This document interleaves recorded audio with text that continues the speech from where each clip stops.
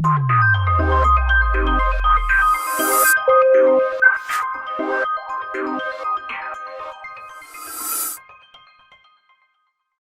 हमने अभी तक ये देखा कि प्रश्नावली 3.1 में कि अगर हमारे पास में मान लिया जाए कि दो रेखिक समीकरण दिए हुए, ध्यान देना इधर, a1x प्लस b1y और इज इक्वल टू c1, या a2x प्लस b2y और इज इक्वल टू c2। देखिए, हमारे पास में एक समीकरण ए दिया है और दूसरा समीकरण ए दिया हुआ है। ध्यान देना इधर फिर से और एक बार, दो चरों वाले रेखिक समीकरण, दो चर दिखाई दे रहे क्या? हाँ, इसमें x दिखाई दे रहा, y भी दिखाई दे रहा। कहने का मतलब दोनों समीकरणों में x और y केवल दो ही चर है, इसके अलावा तीसरा चर नहीं। समीकरण एक में भी दो चर है और वही वाले चर समीकरण दो में भी है। ठीक है, तो दो चरों वाले हो गए रेखिक।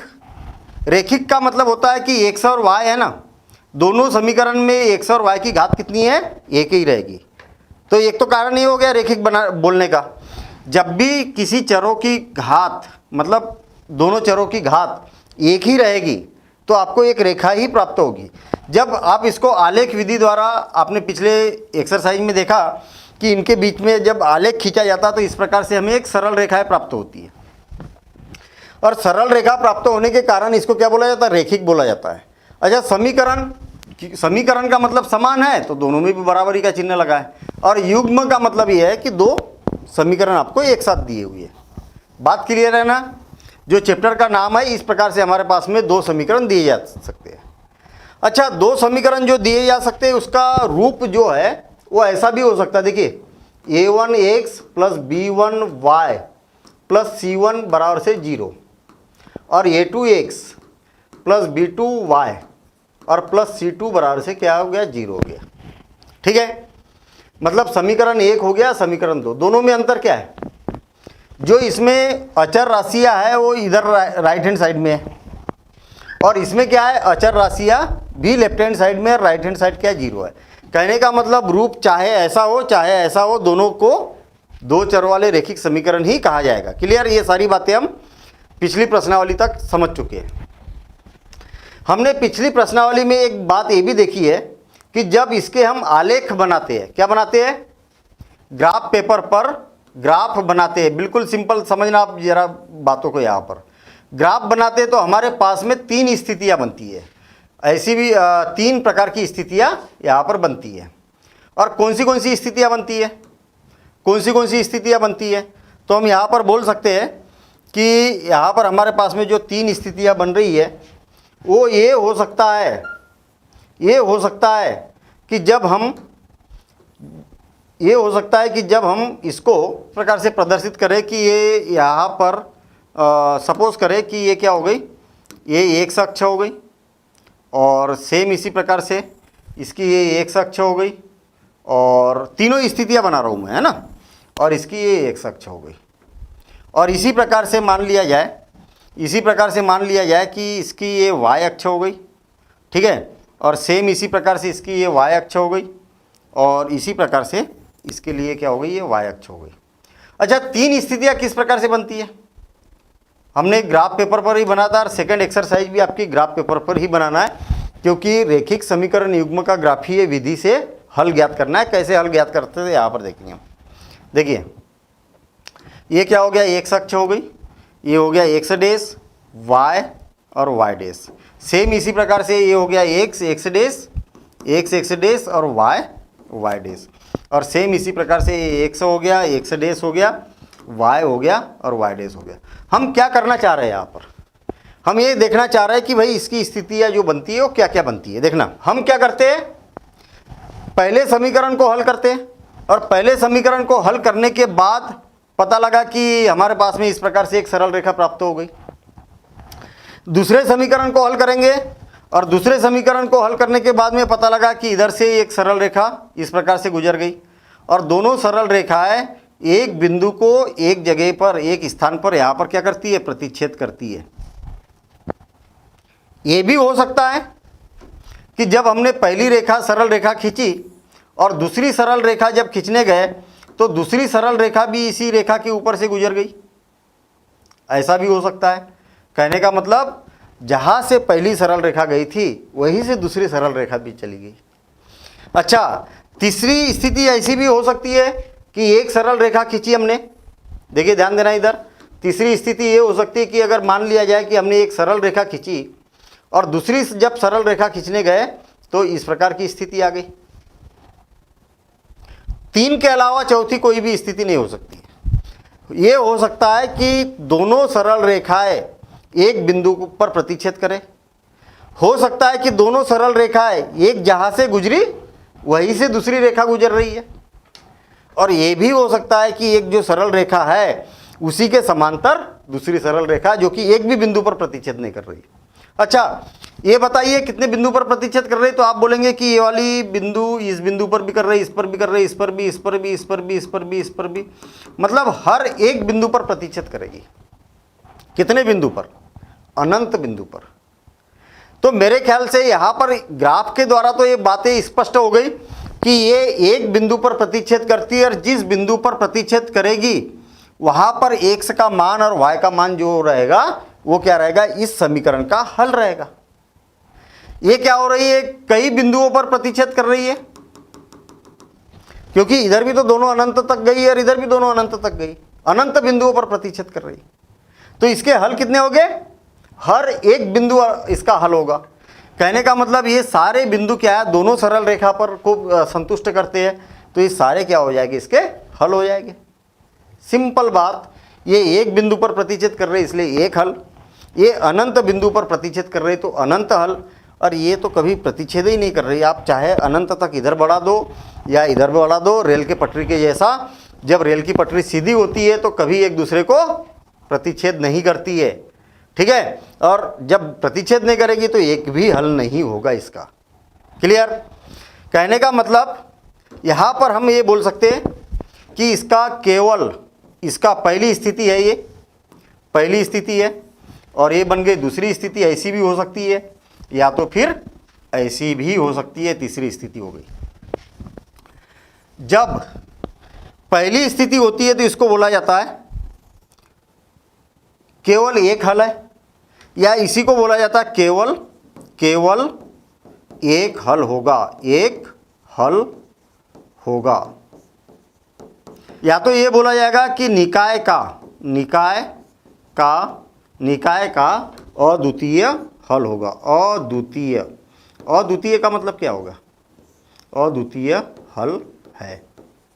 अद्वितीय हल का मतलब क्या हुआ, केवल एक ही हल होगा, इसके अलावा कोई भी हल नहीं होगा, इसके अलावा दूसरा कोई भी, अद्वितीय मतलब इसके जैसा दूसरा नहीं, केवल एक ही हल आपको यहाँ पर मिलेगा। अच्छा, दूसरी स्थिति क्या दिखाई दे रही है यहाँ पर, हम यहाँ पर बोल सकते हैं कि अनंततः निकाय के अनंत हल हो गए, अनंत हल हो गए।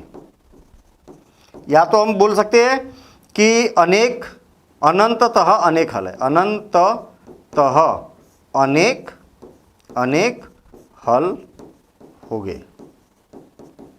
दोनों में से कोई भी बात को बोला जा सकता है, ऐसा बोल दीजिए चाहे ऐसा बोल दीजिए, और हल दिख भी रहे हमें। जब दोनों समांतर है तो इस स्थिति में क्या बोलेंगे, निकाय का कोई हल नहीं होगा, निकाय का कोई हल नहीं होगा। ये बात समझ में आ गई। अब देखिए, जब दोनों रेखाएं एक दूसरे को कहीं ना कहीं तो मिलती है ना, कहीं ना कहीं मिलती है, मतलब कहीं ना कहीं एक बिंदु पर तो संगत है, संगत का मतलब साथ साथ में मिलती है। तो हम यहाँ पर बोल सकते हैं कि ये इसको, इसी बात को हम बोल सकते हैं कि संगत है। दोनों रेखाएं कैसी है, संगत है, ऐसा भी बोल सकते हैं। इसको भी, यहाँ पर भी दोनों रेखाएं क्या है, कई बिंदुओं पर संगत है, यानी कि हर बिंदु पर क्या हो रही है, संगत है, तो इसको भी क्या बोला जाता है, संगत है बोला जाता है। क्या बोला जाता है, संगत है। संगत मतलब साथ साथ में, अरे साथ साथ में मतलब हर बिंदु पर साथ साथ में है, ये एक बिंदु पर साथ साथ में है, और इसको बोला जाता है असंगत है। क्या बोला जाता है, असंगत है। मैं आपको बता दूं कि ये इसके जो क्वेश्चन होते हैं वो एग्जाम में पूछे जाते हैं, ऑब्जेक्टिव में खास करके। स्थितियाँ दी जाएगी, केवल एक हल है, कब होगा, या निकाय का अद्वितीय हल है, ऐसा भी बोला जाता है। संगत है तो आपको पता चल जाना है कि संगत का मतलब ये और ये होता है। अद्वितीय हल का मतलब ये होता है। अनंत हल का मतलब ऐसा होता है ग्राफ, और कोई हल नहीं का मतलब ग्राफ इस प्रकार का होता है। इसकी प्रकृति मालूम होना चाहिए। अच्छा, इसको तीसरा, इसको ये भी बोला जा सकता है कि केवल एक बिंदु पर प्रतिच्छेद करती है, केवल एक बिंदु पर प्रतिच्छेद करती है, केवल एक बिंदु पर प्रतिच्छेद करती है, प्रतिच्छेदी है। ये अनंत बिंदु पर प्रतिच्छेद करती है तो इसको बोला जाता है संपाती है। क्या बोला जाता है? संपाती। संपाती का मतलब होता है, संपाती का मतलब ये होता है कि जहाँ से पहली रेखा गई है वहीं से क्या हो गई, दूसरी रेखा भी वहीं से गई है। इसको प्रतिच्छेदी रेखा भी बोला जाता है क्योंकि एक बिंदु पर प्रतिच्छेदी रेखा है। और इसको बोला जाता है समांतर रेखा। कैसी है? समांतर है, समांतर रेखा है। ठीक, समांतर क्यों बोला जाता है इसको? देखिए,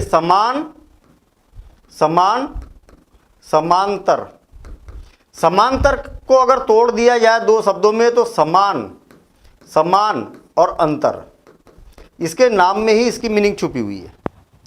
समांतर का मतलब क्या हुआ? समान अंतर। देखिए, एक रेखा है और दूसरी रेखा है। अगर आप यहां से लंब डालते हैं इस रेखा पर तो इसका जो अंतर होता है वो क्या होता है? जितना अंतर है उतना ही अंतर यहां पर भी होगा, उतना ही अंतर यहां पर भी होगा, उतना ही अंतर यहां पर भी होगा।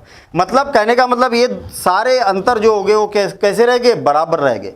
कहने का मतलब दोनों रेखाओं के बीच अगर लंबवत एक रेखा मिला दी जाए तो इनके अंतर जो हो गए वो कैसे रहते हैं? समांतर होते हैं। आप देखेंगे ना भाई, रेल की पटरी जो होती है वो कैसी होती है? ऐसी होती है ना।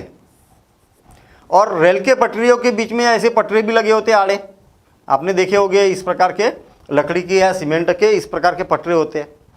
तो पटरों की लंबाई क्या होती है? बराबर होती है ना।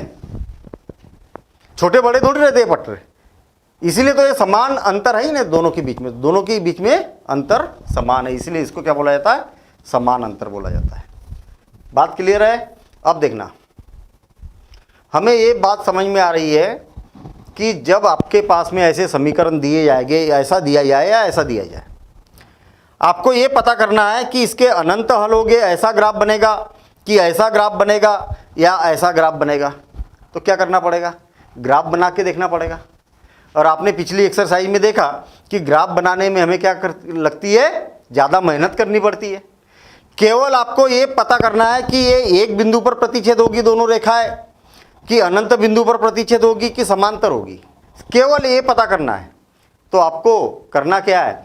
इतनी प्रोसेस करने की आवश्यकता नहीं है। तो क्या करना पड़ेगा? बिल्कुल सिंपल काम है। आपको क्या करना है, चाहे ऐसा हो, चाहे ऐसे समीकरण दिए हो, चाहे ऐसे दिए हो, देखना, ध्यान देना इधर। करना क्या होगा? एक से एक के जो गुणांक है ये वाले, इसको एक के नीचे एक लिख देना पड़ेगा। कैसे? A1 divided by A2। समस्या कोई? अरे सिंपल, एक से एक के साथ में जो लिखा है ना, चिन्ह सहित यहां पर लिख देना है। और y के साथ में जो लिखे हैं उसको भी लिख देना है, B1 बटे B2। जिससे कैंसिल हो रहा है उसको कैंसिल करो, और नहीं हो रहा है तो कोई बात नहीं है। और जब दोनों के मान अगर बराबर नहीं रहेंगे तो गारंटेड है कि ऐसा ही होगा, मतलब एक ही बिंदु पर प्रतिच्छेद होंगे। मजेदार बात है। मतलब ये ग्राफ बनाने की जरूरत ही नहीं है, केवल आपको क्या करना है, इसके x के साथ में जो लिखा है उसके बटे में ये कर दो, और y के साथ में लिखा है उसके बटे में ये कर दो, और दोनों के मान अगर बराबर नहीं है तो आप बोलेंगे कि भैया ये इसका ये जो होगा, जब ग्राफ बनाएंगे हम, एक बिंदु पर प्रतिच्छेद होगा, यानी कि केवल एक हल होगा।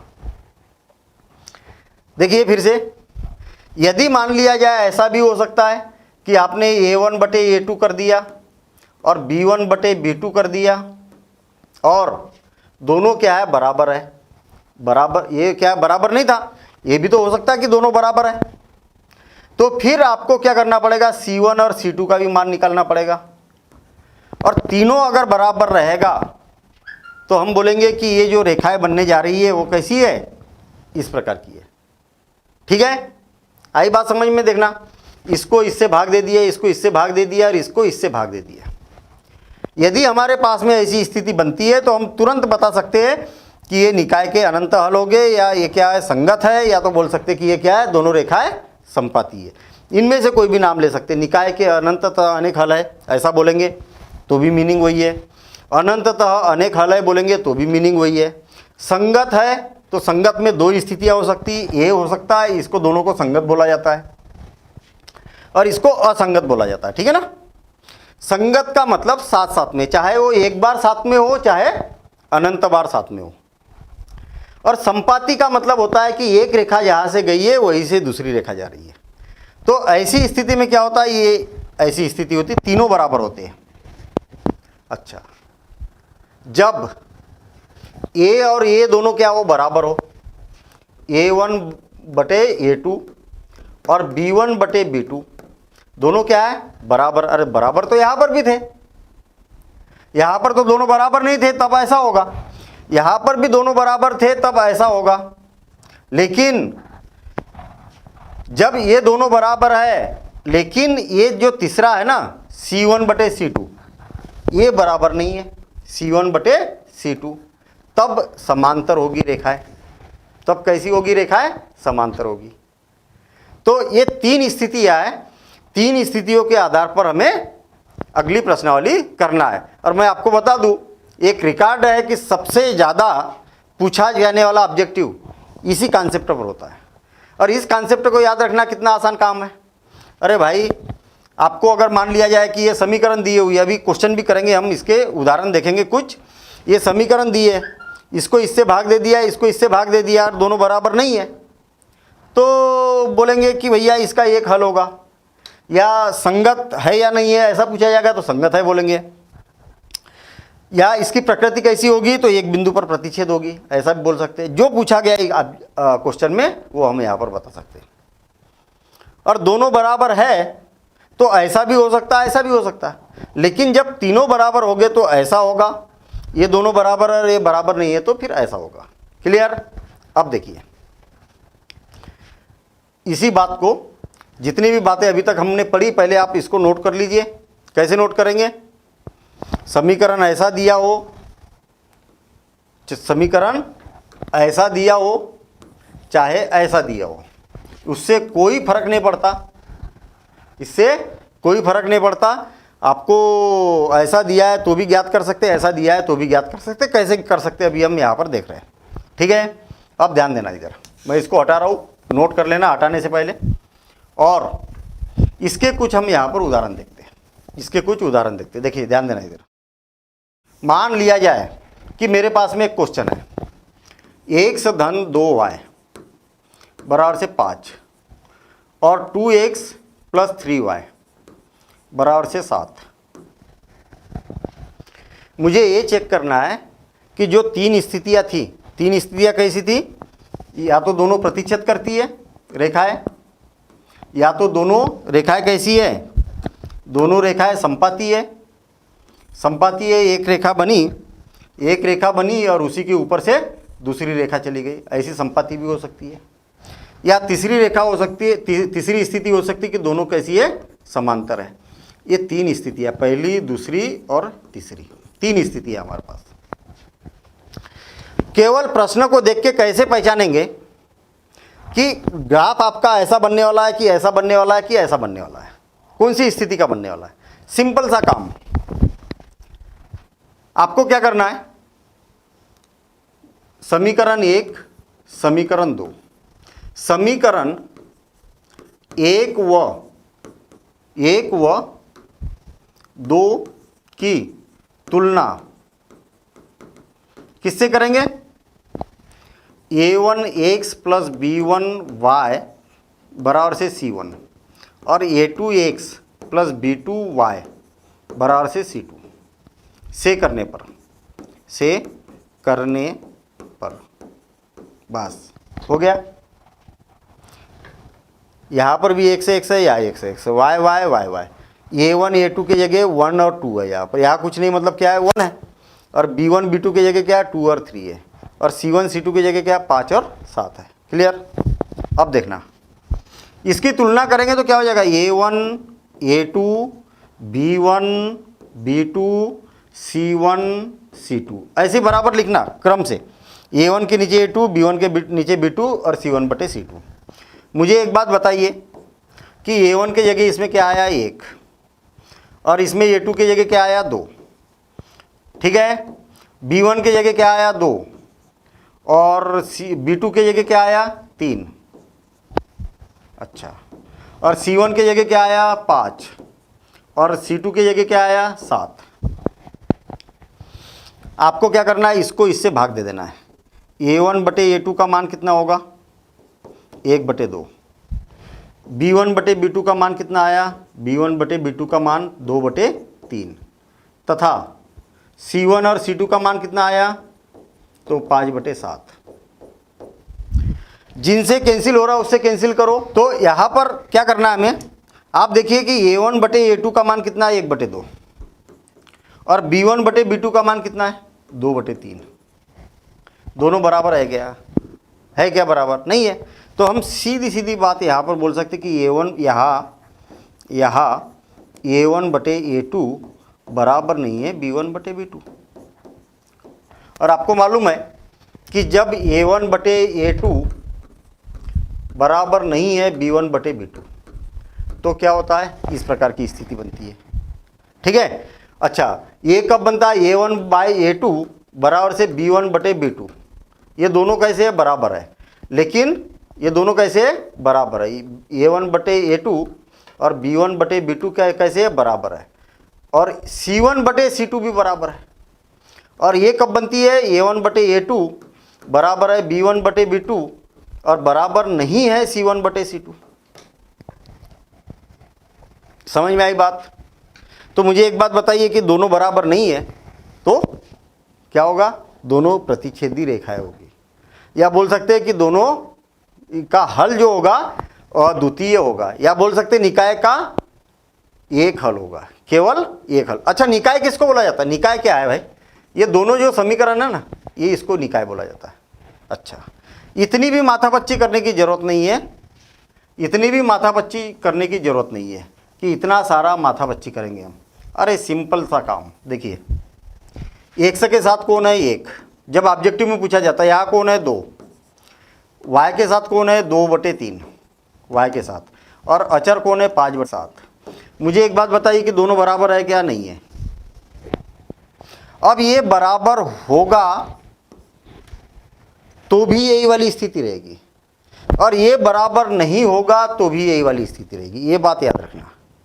ये अगर ये बराबर नहीं है तो फिर ये बराबर है या नहीं है उससे कोई लेना देना नहीं है, इसको आपको चेक ही नहीं करना। जब ये दोनों बराबर नहीं है ना तो पहली स्थिति आ गई बात समझ में, यही पर तो बता दिया हमने। इतना भी क्या करना है आपको, अरे भाई अगर ऑब्जेक्टिव के लिए पूछा गया है तो केवल इतना क्वेश्चन आया ना, ऐसा आपको तो पेपर में दिख ही रहा। अब आपको बोला है कि अद्वितीय हल है कि अनंत हल है कि कोई हल नहीं है या इनमें से कोई नहीं, ऐसे आप ऑब्जेक्टिव दे दिए, ऑप्शन दे दिए आपको। सिंपल सी बात देखिए कि ये कितना है 1 बटे 2, ये कितना है 2 बटे 3, दोनों बराबर है क्या, नहीं है, नहीं है बराबर, तो ये वाली स्थिति, बस हो गई बात खत्म। कितना आसान काम है। अच्छा, अब देखना, अगर मान लिया जाए कि हमारे पास में ये पहली स्थिति, दूसरा मान लिया जाए कि x plus 2y is equal to 3 और यहाँ दे दिया 2x plus 4y is equal to 6। देखना क्या करो, इसके बटे में ये, इस यहाँ कुछ नहीं मतलब 1 है तो यानी 1 बटे 2, इसके बटे में ये यानी कि क्या है 2 बटे 4, इसके बटे में ये 3 बटे 6। 2 से 2 बार खत्म यानी कि 1 बटे 2, ये 3 से 3 दूनी 6 यानी कि क्या बचा आपके पास 1 बटे 2 बराबर से 1 बटे 2 बराबर से 1 बटे 2। तीनों बराबर है क्या बराबर, हाँ है ना। कैंसिल करने के बाद में बराबर, कैंसिल करना है उसके बाद चेक करना है, तीनों बराबर है, तीनों बराबर है तो क्या संगत है, संगत भी पूछा जा सकता तो संगत है, या तो बोला जा सकता संपाती है या नहीं है। हाँ संपाती है, इसको संपाती भी बोला जाता है, इसको संगत भी बोला जाता है, संपाती भी बोला जाता है, संपाती।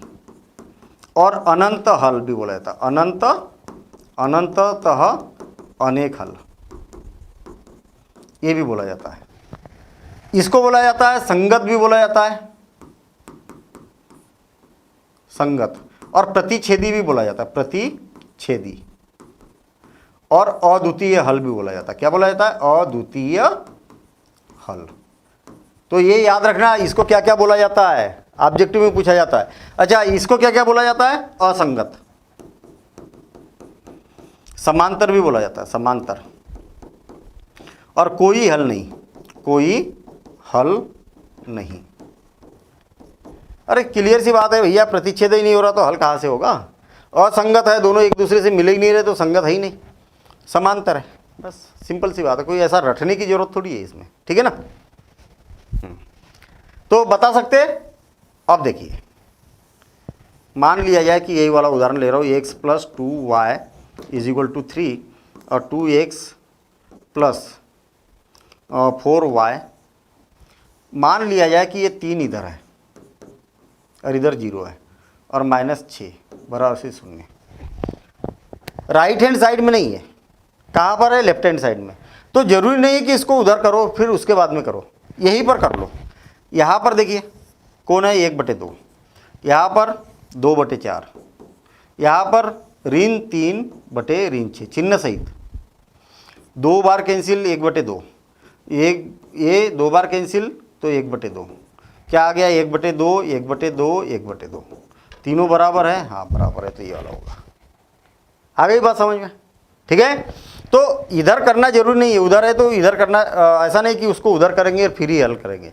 लेकिन सावधानी ये रखना है कि या तो दोनों राइट हैंड साइड में होना चाहिए या तो दोनों बाई ओर होना चाहिए। कई बार एग्जाम में दिया जाता है कि एक बाई ओर दिया है अचर राशि और दूसरी दाई ओर, या तो दोनों को उधर कर दो या दोनों को इधर कर दो। क्लियर? क्वेश्चन बड़े आसान है इसके, अभी जब हल करेंगे तब देखना बिल्कुल आसानी से बनने वाले हैं। अब देखना तीसरी स्थिति। मान लिया जाए कि हमारे पास में ऐसी स्थिति है कि 3x plus 2y is equal to 5 और 6x plus 4y is equal to 1। अब देखिए, इसके बटे में ये तो क्या हो जाएगा? 3/6, इसके बटे में ये तो 2/4 और इसके बटे में ये तो 5/1। देखिए ये 2 बार ख़त्म, 2 बार, ये भी 2 बार, और ये तो कैंसिल हो ही नहीं रहा। क्या बचा आपके पास? 1/2, यहाँ पर भी 1/2 और यहाँ पर 5/1। ये दोनों बराबर है लेकिन दोनों बराबर नहीं है। ठीक है, ये दोनों बराबर है और ये दोनों बराबर नहीं है। ऐसी स्थिति कब होती है? जब दोनों समांतर होते हैं। क्लियर? बात स्पष्ट है?